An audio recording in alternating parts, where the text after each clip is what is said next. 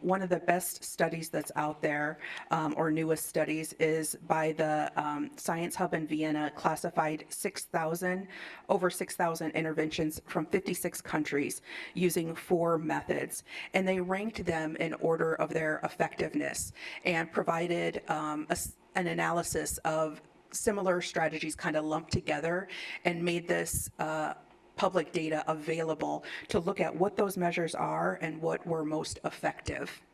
So if you go to the next slide. So according to these this study in particular, and when it ranked the most effective, it has the number 1 was the cancellation of small gatherings. And I'll get into in just a second what that definition of small gatherings means. Number 2 was closing of all education institutions.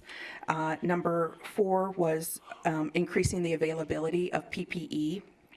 And then it kind of goes down from there of some of the things we've heard here in the U.S. of a lot of emphasis being put on, but how effective they were in overall reducing COVID-19 numbers are maybe not what individuals would expect. So you see contact tracing and tracking was number 28. A lot of that has to do with when your numbers get to a certain capacity, you're not getting accurate data from individuals about who their close contacts were, and so that kind of goes into the isolation as well.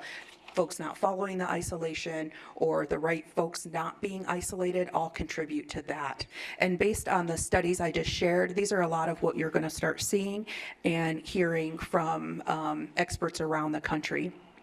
First and foremost are mask mandates, and for mask mandates to be universal within geographical areas to really be most impactful.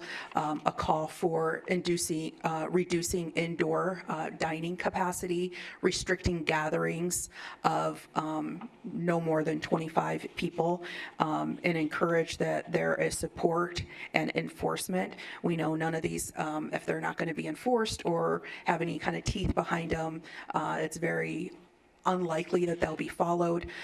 Stopping group athletic activities, and then you'll see some when there's less data behind it, but you'll see some asking to consider curfews for limiting non-essential gatherings. And I think the curfew usually just goes back to there tend to be more of these larger gatherings, parties and whatnot, social events that happen in the evening hours. And so sometimes you'll see, I know some of our colleagues in just south of us considered some or put some curfew stuff into place, recommendations, and that's what a lot of those are based on.